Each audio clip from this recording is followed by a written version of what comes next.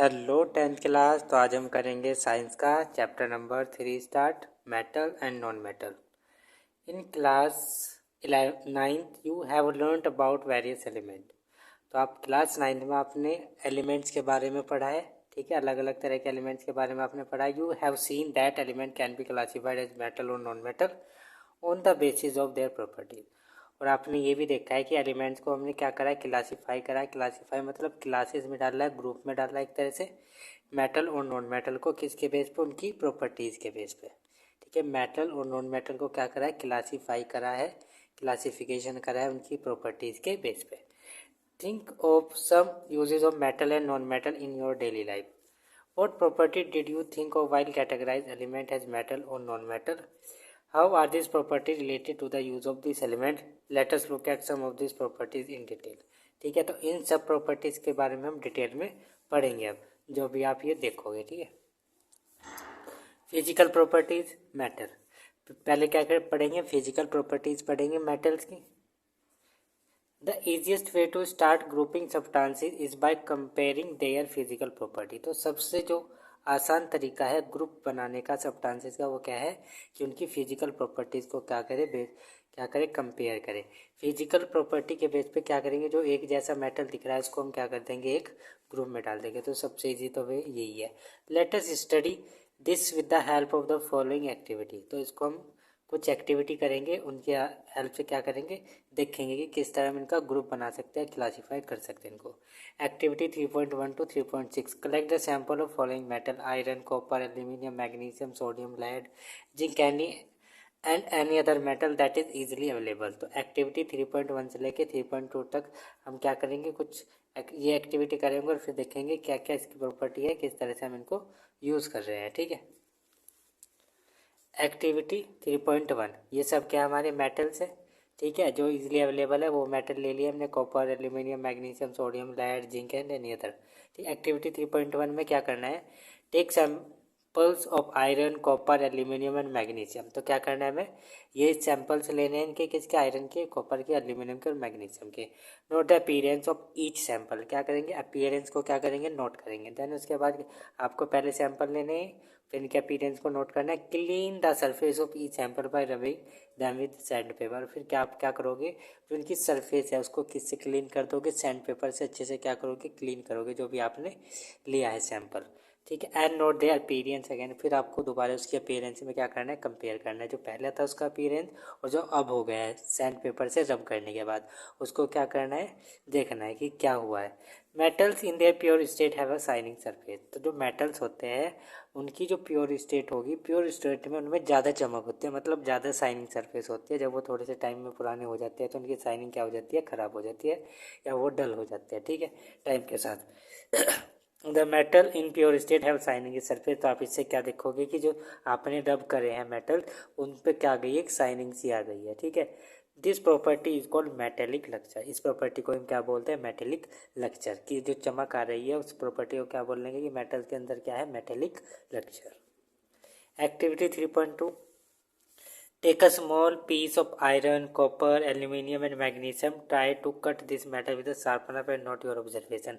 तो आपको क्या लेना है, आयरन लेना है, कॉपर लेना है, एल्यूमिनियम लेना है, मैग्नीशियम लेना है, और क्या करना है, इसको ट्राई करना है काटने को, ठीक है। इनको ट्राई करना है कि इनको काटने के लिए, ठीक है। जब आप इनको काटोगे तो क्या होगा, ये कटने के नहीं आप पे, ठीक है, क्योंकि ये क्या है, बहुत ही ज़्यादा क्या है, हार्ड है, ठीक है। तो जो हमारे मेटल्स होते हैं वो जनरली क्या होते हैं, हार्ड होते हैं। Hold a piece of sodium metal with the pair of tong. आपको क्या करना है, एक सोडियम पीस लेना है, ठीक है, किससे, टोंग से पकड़ना है, क्योंकि जो सोडियम पीस होता है वो हमारा बहुत ही ज़्यादा रिएक्टिव होता है, तो इसको बहुत ही सावधानी से आपको क्या करना होता है, होल्ड करना होता है, ठीक है। तो इसमें सावधानी क्या रखनी है आपको, always handle sodium metal with care. तो आपको क्या करना है, ऑलवेज उसको जो हैंडल करना है वो केयर से करना है, मतलब ये आपके बर्न हो जाता है। अगर आप अपनी हथेली पर रखोगे, पाम पे रखोगे तो क्या हो जाएगा, बर्न हो जाता है एटमॉस्फेरिक टेम्परेचर में, ठीक है, अपने आप जल जाता है। तो इससे आप dry it by pressing between the fold of filter paper. तो आप क्या करोगे, इसको फिल्टर पेपर के बीच में रख के, फिल्टर पेपर के बीच में रख के आप क्या करोगे, उसको दबा के क्या करोगे, उसको ड्राई करोगे पहले। And put it on a watch गिलास। फिर आपको क्या करना है, इसको गिलास पे रखना है, वॉच गिलास पे रखना है। And try to cut it with the knife. और फिर इसको नाइफ से कट करने को ट्राई करना है, ठीक है, मतलब काटने की कोशिश करनी है। व्हाट डू यू ऑब्जर्व, तो आपने क्या ऑब्जर्व करा, तो आप क्या देखोगे, जो सोडियम होता है वो आप इसको आसानी से क्या कर सकते हो, नाइफ से काट सकते हो, ठीक है। तो ये एक्टिविटी होगी कि जो हमारे ये वाले मेटल थे, ये वाले कट नहीं हो रहे थे नाइफ से, लेकिन जो हमारा सोडियम मेटल है बहुत ही ईजिली से क्या हो जाएगा, कट हो जाएगा नाइफ से, ठीक है, हम काट सकते हैं इसको। तो एक्टिविटी 3.2 से हमें क्या पता चला है कि जनरली जो हमारे मेटल्स हो गए वो क्या हो गए, हार्ड हो गए, लेकिन कुछ उसमें ऐसे भी है जो क्या है, सॉफ्ट है। You will find that metals are generally hard, the hardness varies from metal to metal, जो हार्डनेस है वो क्या करेगी, वेरीज करेगी metal to metal. Activity 3.3, take a piece of iron, zinc, lead and copper, तो आपको piece लेना है आयरन का, जिंक का, लेड का और कॉपर का। Place any one metal on a block of iron and strike it 4 और 5 time with a hammer. What do you observe, ठीक है। तो आपको क्या करना है, मेटल्स लेनी है, ब्लॉक्स लेने छोटे छोटे से, इन सब मेटल के, और फिर उसको क्या करना है, हैमर से क्या करना है, छेदना है, पीटना है, ठीक है, स्ट्राइक करना है। वॉट डू यू ऑब्जर्व, तो आप क्या ऑब्जर्व करोगे, repeat with other metal, her metal को आपको ऐसे ही करना है कि हैमर से क्या करना है, स्ट्राइक करना है। Record the change in the shape of this metal, और फिर आप इसको जब आप हैमर से स्ट्राइक कर रहे हो तो इनकी शेप क्या हो जाएगी, चेंज हो जाएगी। तो ये क्या होगा, you will find that some metal can be beaten into thin sheet, तो जब आप उसको हैमर से छेद रहे हो तो वो कैसे हो जाएगी, थिन शीट बन जाएगी, थिन शीट बन जाएगी, ठीक है। तो this property is called malleability, तो इसी प्रॉपर्टी को हम क्या बोलते हैं, मैलेबिलिटी, कि metal can be beaten into thin sheet, this property is called malleability. Gold and silver are the most malleable metal, तो गोल्ड और जो सिल्वर है हमारा क्या है, मोस्ट मैलेबल मेटल है, मतलब इसको हम बहुत ही ज़्यादा देर तक क्या कर सकते हैं, हैमर से स्ट्राइक कर सकते हो, बहुत ही परत बिल्कुल पतली सी क्या बना सकते हैं, सीट बना सकते हैं, तो क्या मोस्ट मैलेबल है। List the metal whose wire you have seen in daily life, तो आपको उन मेटल्स की लिस्ट बनानी है, लेनी है, जिनसे आप क्या वायर्स बनाते हो, ठीक है, जिनको आप किस में यूज़ करते हो, वायर्स में, अपनी डेली लाइफ में। The ability of metal to be drawn into thin wire is called ductility, तो मेटल की वो प्रॉपर्टी जिससे में क्या होता है, इसको हम क्या बना सकते हैं, थिन वायर बना सकते हैं, उसे हम क्या बोलेंगे, डक्टिलिटी। तो मेटल को हम थिन वायर के रूप में भी क्या कर सकते हैं, चेंज कर सकते हैं। Gold is the most ductile metal, तो गोल्ड क्या हमारा मोस्ट डक्टाइल मेटल है, मतलब इससे बहुत ही ज़्यादा बारीक बारीक हम क्या बना सकते हैं, वायर बना सकते हैं।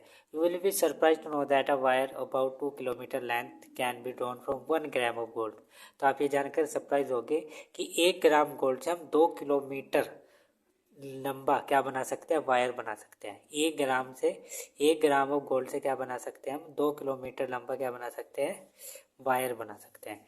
It is because of their malleability and ductility that metal can be given different shape according to our need, तो इसी वजह से उनकी किसकी, मेटल्स की मैलिबिलिटी और डक्टिलिटी की प्रॉपर्टी की वजह से हम क्या कर सकते हैं, मेटल को डिफरेंट शेप दे सकते हैं अपनी आवश्यकता के अनुसार, अपनी नीड्स के अकॉर्डिंग, ठीक है। Can you name some metals that are use for making cooking vessel, क्या आप कुछ मेटल्स के नेम बता सकते हैं जिनको हम यूज़ कर सकते हैं कुकिंग वेजल के जैसे। Do you know why this metals are use for making cooking vessel, क्या आप ये जानते हो कि हम इनको क्यों कुकिंग वेजल्स बनाने के लिए यूज़ करते हैं। Let us do the following activity find out the answer, तो हम क्या करेंगे, एक एक्टिविटी करेंगे ये आंसर फाइंड करने के लिए कि हम इनको क्यों यूज़ कर रहे हैं कुकिंग वेजल्स बनाने के लिए, और कौन से मटेरियल को हम यूज़ कर रहे हैं। टेकिंग एन एल्यूमिनियम और कॉपर वायर, तो हमें क्या लेना है, एक एल्यूमिनियम लेना है, कॉपर वायर लेना है। Clamp this wire on a stand as shown in figure, तो इसको आप ऐसे क्लैंप कर देना है, क्या एक वायर है। Fix a pin to the free end of the wire using wax, आपको क्या करना है, इस पर वैक्स लगा के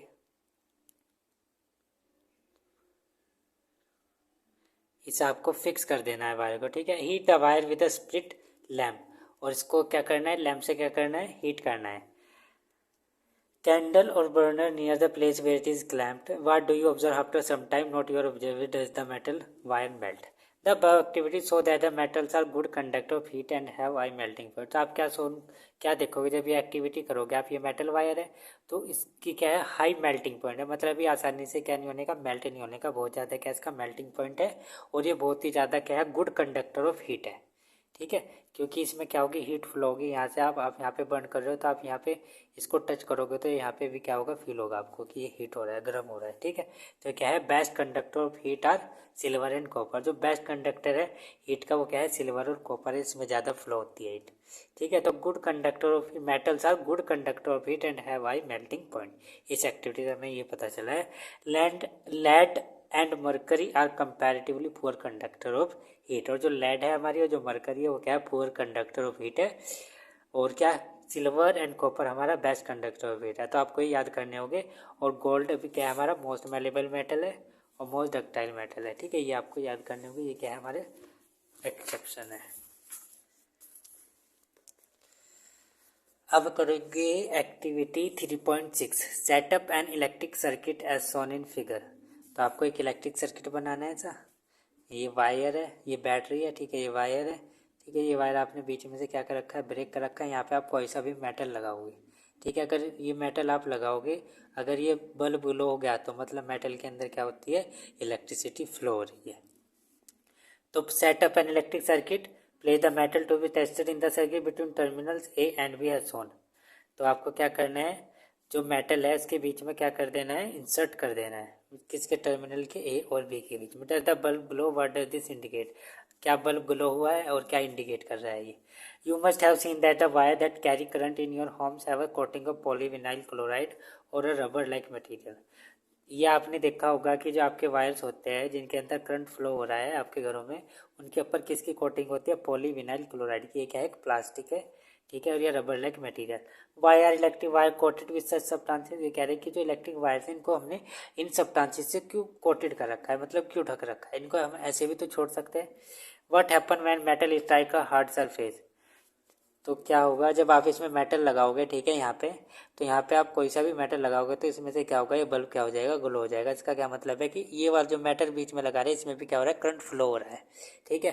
तो हम इसके ऊपर जो हमारा मेटल्स है इसके ऊपर हम क्यों लगाते हैं रबर लाइक मटेरियल या फिर पॉलीविनाइल क्लोराइड, जो प्लास्टिक होती है, जिससे कि इसमें क्या होता है, इसमें करंट फ्लो नहीं होता हमारा, तो इससे क्या होगा, हमको शॉक नहीं लगने का, ठीक है, करंट नहीं लगने का।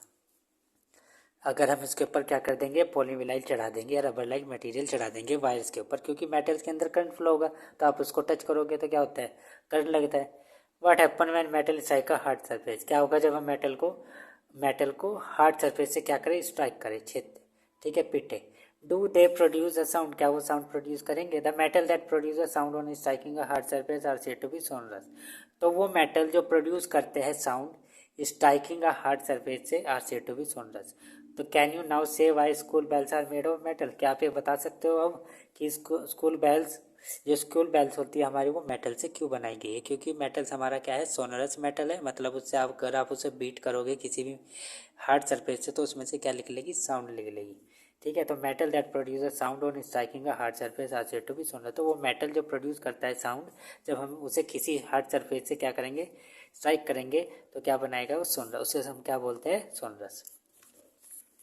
तो हमने पढ़ लिया है मेटल्स के बारे में, अब पढ़ेंगे हम नॉन मेटल्स के बारे में, ठीक है। अब पढ़ेंगे हम नॉन मेटल्स के बारे में। In the previous class you have learn that there are very few non metals as compare to metal. तो आप प्रीवियस क्लास में पढ़ के आ चुके हो कि जो हमारे नॉन मेटल्स होते हैं बहुत ही ज़्यादा क्या होते हैं, कम होते हैं एज कम्पेयर, अगर हम कंपेयर करें मेटल्स तो मेटल्स हमारे ज़्यादा होते हैं अमाउंट में और जो नॉन मेटल्स होते हैं वो कम होते हैं। Some of the example of non metals are carbon, sulphur, iodine, oxygen, hydrogen etcetera. तो जो नॉन मेटल्स है हमारे वो क्या है, कार्बन है, सल्फर है, आयोडीन है, ऑक्सीजन है और ये है। द नॉन मेटल्स आर इधर सॉलिड और गैसेस। जो नॉन मेटल्स है हमारे या तो सॉलिड हो गए या फिर गैसेस हो गए, ठीक है। अधिकतर जो हमारे नॉन मेटल्स हो गए क्या हो गए, सॉलिड हो गए या फिर गैस हो गए। लेकिन यहाँ पे एक्सेप्शन है कि जो ब्रोमीन है ये क्या है, एक नॉन मेटल है और वो विच इज़ अ लिक्विड, ये किस फॉर्म में है, लिक्विड फॉर्म में है, ठीक है। तो क्वेश्चन आता है name the non metal which is a liquid, तो क्या आ जाएगा, bromine. Do non metal also have physical property similar to that metal, क्या जो नॉन मेटल्स है इनके पास भी फिजिकल प्रॉपर्टी बिल्कुल सिमिलर है मेटल्स के जैसे, लेट अस फाइंड आउट, ये हम फाइंड करेंगे है कि नहीं है। Activity 3.7 collect a sample of carbon, coal, graphite, sulphur and iodine. Carry out the activity 3.1, 3.4, 3.6 with this non metal, record your observation. तो जो हमने एक्टिविटी इसमें करी थी बिल्कुल सेम आपको एक्टिविटी ये करनी है, ठीक है। On the basis of the observation recorded table 3.1 discuss the general physical properties of metal and non-metal in the class. You must have concluded that we cannot group element according to the physical properties alone as there many exception for example। ठीक है, तो ये कह रहा है कि हम metals को सिर्फ फिजिकल प्रॉपर्टी के हिसाब से ही नहीं क्या कर सकते, उनको ग्रुप में डाल सकते, क्लासीफाई कर सकते, उनके लिए भी कुछ अलग क्या एक्सेप्शन है, वो एग्जांपल पढ़ेंगे हम। जब आप नॉन मेटल्स के लिए एक्टिविटी करोगे सारी, तो आपको क्या दिखेगा कि मेटल्स हमारा एक तो क्या नहीं है, हार्ड नहीं है, ठीक है ज़्यादा, और क्या है, नॉन मेटल्स नॉट मेलेबल है, नॉन मेटल्स नॉट डक्टाइल है, ठीक है। सारी एक्टिविटी में क्या आ जाएगा, बिल्कुल अपोजिट हो जाएगा मेटल का, ठीक है, नॉन मेटल्स हमारे। तो नॉन मेटल्स क्या होगे, तो नॉन मेटल्स क्या होगे, they are non lustrous and have dull appearance, इनका डल अपीयरेंस होगा, जैसे हमारे मेटल्स का क्या था, शाइनिंग अपीयरेंस था, ठीक है। Except graphite and iodine that are lustrous, सिर्फ एक्सेप्शन है यहाँ पे, ग्रेफाइट और हमारा आयोडीन क्या है, लक्सरस है। They are generally soft except diamond is naturally hardest substances, जो हमारे नॉन मेटल है वो क्या है, जनरली सॉफ्ट है, लेकिन यहाँ पे एक्सेप्शन क्या है कि डायमंड हमारा क्या है, हार्डेस्ट सब्सटेंस है। दे आर नॉन डक्टाइल, ये क्या है, नॉन डक्टाइल है। दे आर नॉन मेलेबल, ये non malleable. They are poor conductor of heat and electricity except graphite, graphite क्या है, गुड कंडक्टर ऑफ क्या है, electricity. They have low density and low melting point, तो इनके पास क्या है, low density low melting point है। Except diamond which has a high melting point, और यहाँ पे भी डायमंड का एक्सेप्शन है कि उसका क्या है, हाई मेल्टिंग पॉइंट है, ठीक है। तो यहाँ पे कुछ एक्सेप्शन पढ़ेंगे। All metal except mercury exist as a solid at room temperature, ठीक है, ये सॉलिड ही है कि जो हमारे मेटल्स है अधिकतर सारे किस फॉर्म में है, सॉलिड फॉर्म में है, सिर्फ मरकरी को छोड़ के। मरकरी हमारी क्या होती है, लिक्विड फॉर्म में। In activity 3.5 you have observe that the metal have high melting point, और एक्टिविटी 3.5 में आपने ऑब्जर्व करा है कि जो मेटल्स होते हैं उनके पास हाई क्या होता है, melting point. But gallium and caesium have very low melting point, this two metal will melt if you keep them on your palm, ठीक है। तो बट जो हमारे गैलियम है और सीजियम है, इसके पास क्या बहुत ही लो मेल्टिंग पॉइंट है, अगर आप इसको अपनी हथेली पर भी रखोगे तो ये आसानी से क्या हो जाएगा, मेल्ट हो जाएगा, ठीक है। Iodine is a non metal but it is lustrous, iodine हमारा क्या है, नॉन मेटल है, लेकिन इसमें क्या है, चमक है। Carbon is a non metal that can exist in different form, carbon क्या एक नॉन मेटल है और इसकी अलग अलग फॉर्म है। Each form is called an allotrope, और हर एक फॉर्म को हम क्या बोलते हैं, allotropes. Diamond and allotrope of carbon, diamond क्या है, एलोट्रोप ऑफ कार्बन है। Is the hardest natural substance known, और ये सबसे हार्डेस्ट सब्सटेंस है जो अब तक जानते हैं हम। And as a very high melting point और बॉइलिंग पॉइंट, और इसका जो मेल्टिंग पॉइंट है, जो बॉइलिंग पॉइंट है, वो भी क्या है, बहुत ज़्यादा है। Graphite another allotrope of carbon is conductor of is a conductor of electricity, और ग्रेफाइट भी किसका एलोट्रोप है, कार्बन का, और वो क्या है, कंडक्टर ऑफ इलेक्ट्रिसिटी। ये क्या करेगा, इलेक्ट्रिसिटी को कंडक्ट करेगा। Alkali metal lithium sodium potassium are so soft, alkali जो मेटल है हमारे लिथियम सोडियम पोटेशियम, ये क्या है, बहुत ही ज़्यादा क्या है, सॉफ्ट है।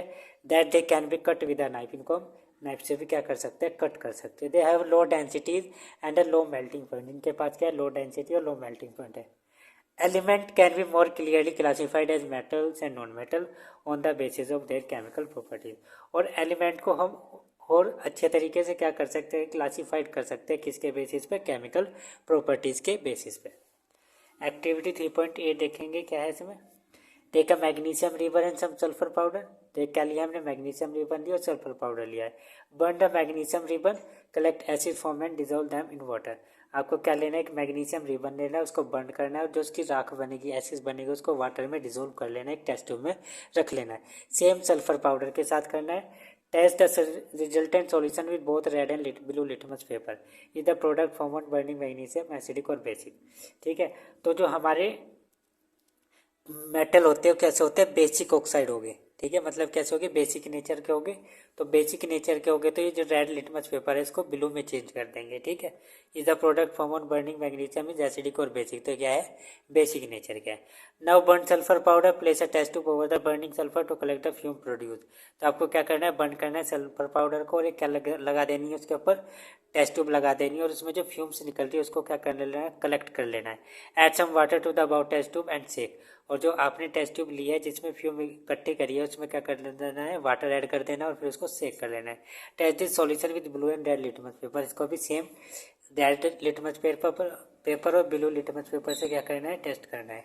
Is the product form on burning sulphur acidic और बेसिक, तो ये किस नेचर के होते हैं, हमारे नॉन मेटेलिक ऑक्साइड होते हैं, हमारे एसिडिक ऑक्साइड, ठीक है। तो मतलब ये क्या करेगा, जो ब्लू लिटमस पेपर है इसको किस में कर देगा, रेड में चेंज कर देगा, और रेड को वो रेड ही रहने देगा। ठीक है। Can you right equation for this equation, क्या आप इक्वेशन लिख सकते हो उसके लिए। तो इसकी इक्वेशन हम पढ़ेंगे केमिकल प्रॉपर्टीज में मेटल की। ठीक है। Most non metal produce acidic oxide when dissolve in water. On the other hand most metal give rise to basic oxide. और जो मेटल है वो क्या देंगे हमें, बेसिक ऑक्साइड देंगे, नॉन मेटल हमें एसिडिक ऑक्साइड से देंगे। You will be learning more about this metal oxide in the next section. और आप उसको नेक्स्ट वीडियो में पढ़ोगे। नेक्स्ट वीडियो में पढ़ाऊंगा chemical properties of metal and non metal. So I hope आप सबको समझ में आया होगा। So thank you for watching this video.